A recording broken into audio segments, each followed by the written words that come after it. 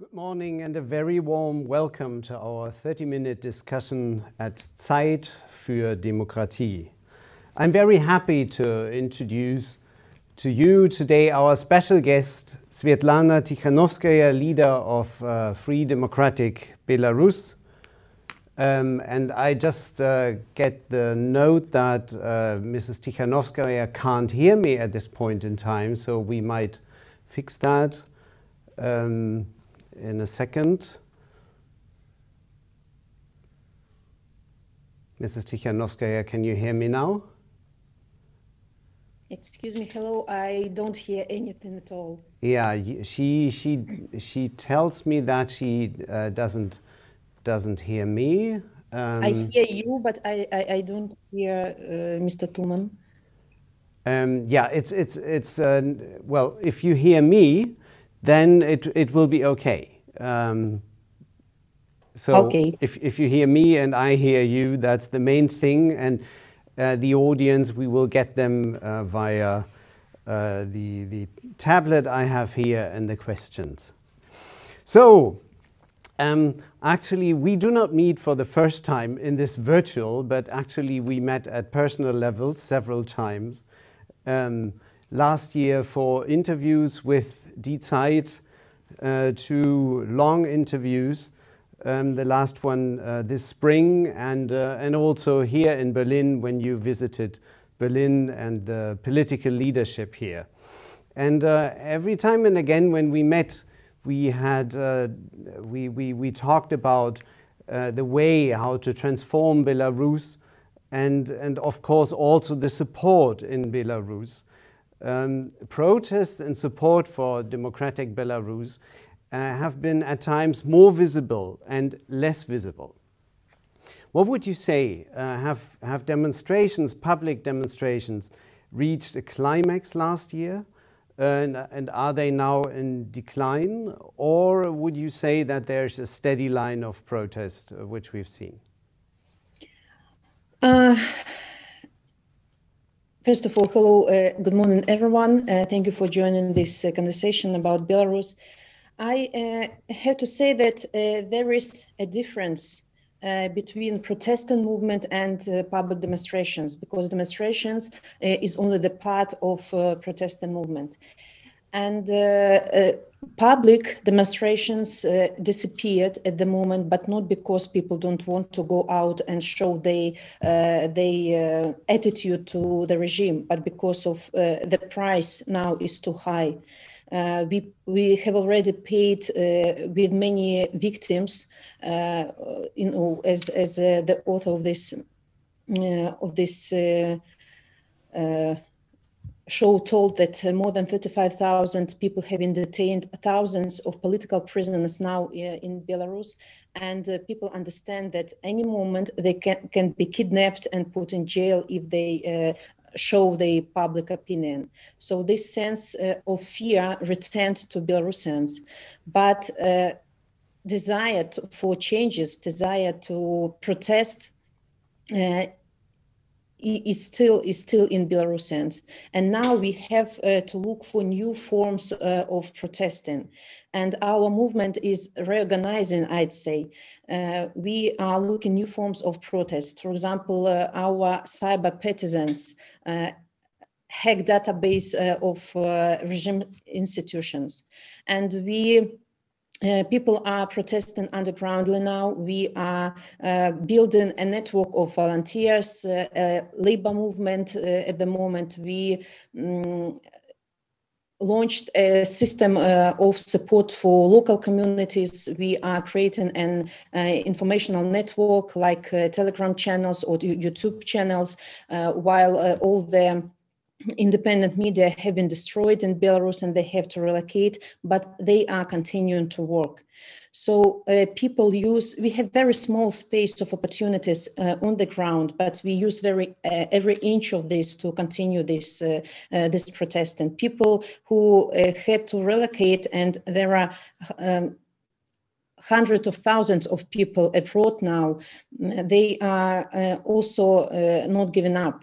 They are doing everything possible to continue the fight from abroad. Our Belarusian diasporas that have been organized last summer only also, play a very important role in this resistance. They are inventing their own initiatives, helping people in Belarus, helping political prisoners, their relatives. So we are trying to create multiple points of pressure on the regime inside the country and outside the country.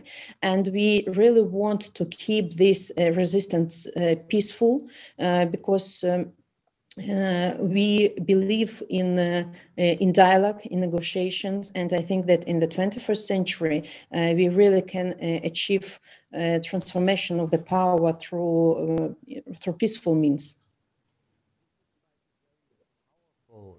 And diverse network of activities. How would you personally, how do you reach out, and how do you make sure that you keep in touch with events and that people see you as their leader in Belarus? Every day I have communication with people on the ground. I say, God bless internet. Now there are more possibilities to communicate even if you are not in the country. I'm talking to workers, students, teachers, sportsmen, all the society groups, just to inspire each other to know what's going on. Maybe they need some help or support from me, what they are doing at the moment. So we are sharing our views, and I see that activity is high, though the level of repressions is huge. And at the moment, security of those people who are staying in Belarus is our major priority. So I understand that, of course, the internet is very important, and that what we see here is basically also a kind of new digital political activity unfolding. Do you see that the regime reacts to that? Do they try to interfere with the internet? Do they try to slow down the connections people are having in order to prevent you to reach out to the people? Regime chose the way to call all the alternative media platforms extremists. And when new media, or I don't know, Telegram, YouTube channel arise, it is called extremist. And if a person, for example, is put in jail and in his mobile there is a connection with this Telegram channel, he also can be accused as connecting with the extremist channels. So this is their tactics, but our people invent the ways how to protect their mobiles, how to protect this connection with the Telegram, YouTube channels. So, of course, a regime wants to close alternative opinions, but they fail in this because we are majority. We have a lot of wonderful minds and brains that invent something new, and a regime doesn't have such capacity of clever people. That's fascinating. What I think, what I wonder is if you say that people are engaged and that they are following, which ways of measurement do you have? Are there any be it digital or other ways of evaluating how many people are following and how strong the support is for you? You know that in Belarus, all the types of social requesting or social polls, how it's called in English, are forbidden. You can't ask people directly about their opinion, but on different platforms, of course, social opinion is requested, is asked, and people vote very vividly. And we see the numbers of subscribers on different Instagram channels, YouTube channels, and so on. And we see the involvement of people in the processes. We have many Telegram bots Maybe in Deutschland you don't use Telegram as much as we do, but people all the time send news from Belarus. In reality, now every person in Belarus is a local journalist. They see something interesting in their city, in village, and send pictures or text to huge Telegram channels or YouTube channels, just to give them opportunity to show to the broader to broader group of people. So this is how it's working. Let's turn to one very strong supporter of Alexander Lukashenko, which is Russia's president, Vladimir Putin. Putin has been supporting Lukashenko all the way. And what I was also, when we both talked, when I talked to other leaders already during the election campaign in Belarus, my sense was that neither you nor anybody of opposition leaders were anti-Russian in any way. So I was quite stunned by the very strong decision of Putin just to put all his eggs into one basket, the one of Lukashenko. So I wonder, what does the continued support of Vladimir Putin for Lukashenko mean for the perception of Russia in Belarus? So first of all, I understand that Kremlin supported Lukashenko after elections, but I think it happened because in Kremlin they didn't evaluate the reality. They thought that this uprising will be stopped by Lukashenko as it was in previous years, and they also didn't expect such a long and massive protest from the people. And but because of Kremlin supported Lukashenko, and it means that they supported tortures and violence and repressions in Belarus, loyalty of Belarusian people towards Kremlin is changing towards Russia. We are, you have to understand that Kremlin and Russian people are two different things, and we are friends with Russians, we are supporting each other, but Belarusians are not so positive towards Kremlin anymore. And Belarusians are really disappointed with the politics of Kremlin. And but I have to say that Lukashenko and the president of Russia have a complicated relationship. I'd call it situational partnership. They got used to each other. They know how to communicate, and from the side of Kremlin, it's not very convenient for them if revolution in Belarus will win, because the situation in Russia also not very good. But from the beginning, we tried to look for communication with the representatives of Kremlin. We asked them to be the part of solving the crisis, not to be the part of it. And we didn't have any response, and still we didn't have any kind of communication with Kremlin, but we have to move on with support of Kremlin to Lukashenko or not. We have our task. This is up to our people. It's about our country. It's our people have to decide what future we will have. And just our task to bring our country to new elections, despite of Kremlin support or not. Are there any ways you can reach out to the Russian people, because you made that distinction between the Russian government and the Russian people? And actually, I share that distinction. It is one which has to be made.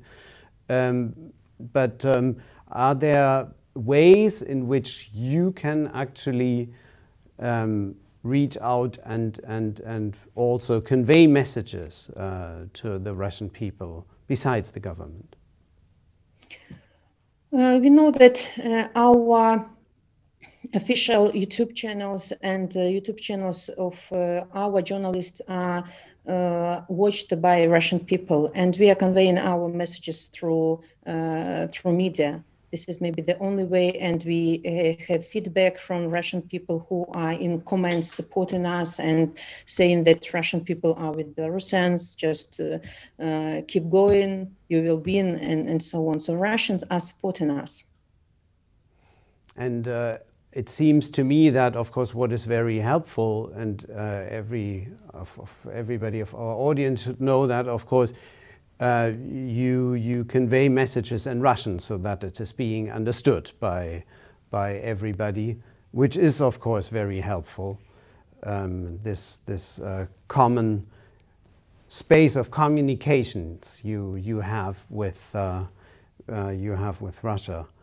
Let me ask you about the prospects if Putin had decided in other ways last year.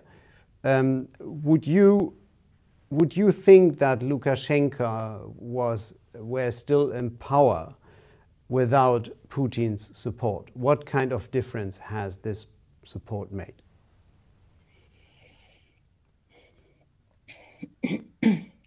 I suppose that without support of Kremlin, of course, it would be much easier for us to win. We realize this.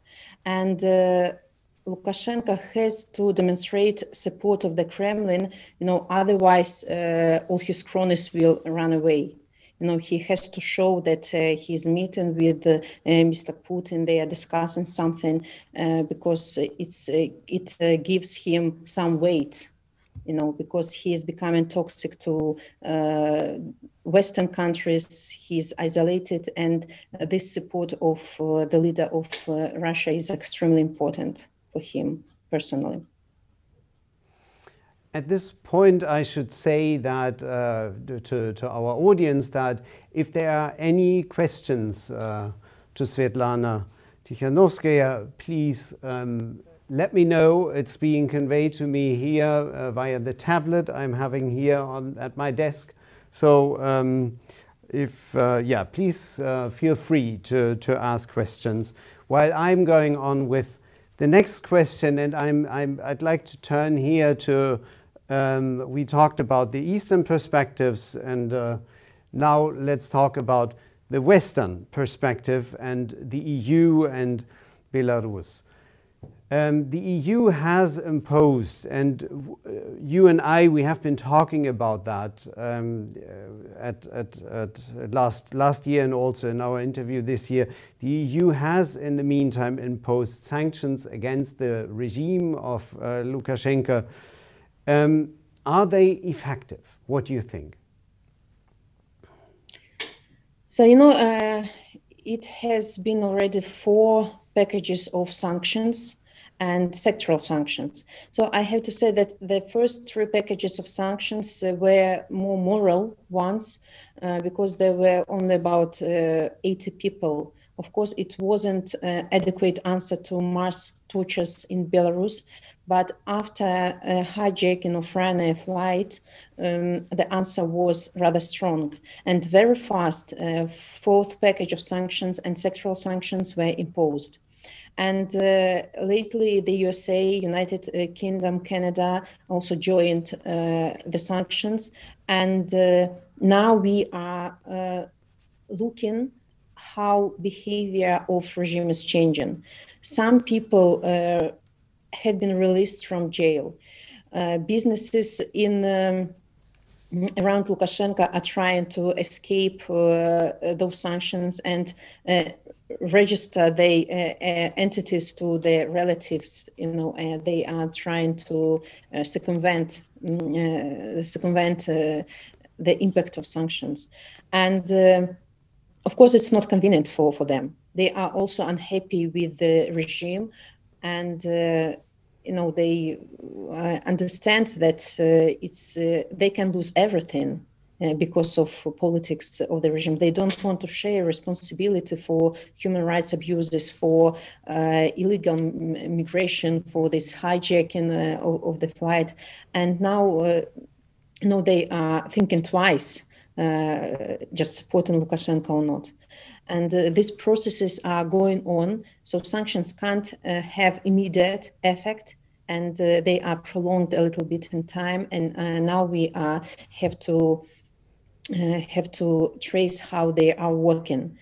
But I'm sure that in the case that if Lukashenko's regime will escalate violence, more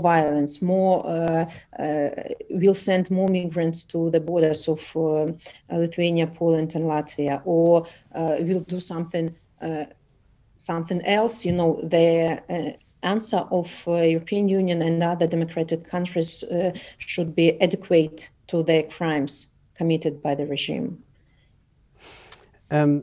Do you think that the sanctions, because they cover a wide range of now there are personal sanctions and there are sanctions, targeted sanctions. So far, the EU has stopped short of imposing sanctions against industries on a large scale, just always considering that, of course, you target not only the government, but you target also the workers, the employees working at these factories.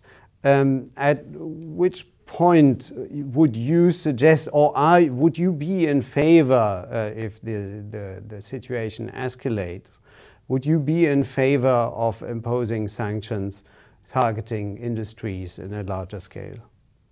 I always hear this theory that sanctions should be limited because people will suffer because of sanctions. So first of all, people are suffering not because of sanctions, but because of violence, because of tortures and repressions. And our economy was decreased for all these years without sanctions. And the situation of workers is worsening, was worsening from day to day, and not because of sanctions. And on the other hand, sanctions first of all hit huge businesses that owned by the state or Lukashenko's cronies, first of all. And I think that they will touch workers in the last turn, because regime is so afraid of uprising of people, is so afraid of strikes on the enterprises, that they will decrease the salaries or wages of the workers in the last turn. And of course, if they increase salaries, somebody eventually has to pay for that. Absolutely. So, and who would that be? What do you think? Who has to step in? I think that businesses that are around Lukashenko will pay for this, and they will not like this. And maybe also Russia has to come up for that eventually, if they want to support it? It's the question, because yes, Russia gave $1.5, I think, billion after fraudulent elections, and they didn't promise anything else. I'm not sure that Kremlin will further support Lukashenko, because he's becoming too toxic and too expensive for Russia. And we don't see clear strategy from Russia towards Belarus at the moment, but I don't think that they will support with a huge amount of money to Lukashenko anymore. You mentioned a second ago, you mentioned the refugee crisis at the Belarusian Lithuanian border. Also Poland is involved now, and there have been border closings. Poland is discussing to build even a kind of fence or wall at its eastern border.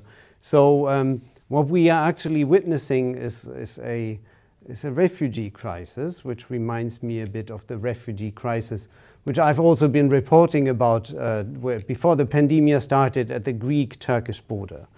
And what Lukashenko does here is actually, he plays like President Erdogan of Turkey at the time, he plays the refugee cards. He turns refugees into weapons according to his liking. He invites them to the country other than Erdogan, who had them in the country already, but Lukashenko actively flies them in and shuttles them to the border in order to create problems for Lithuania and Poland.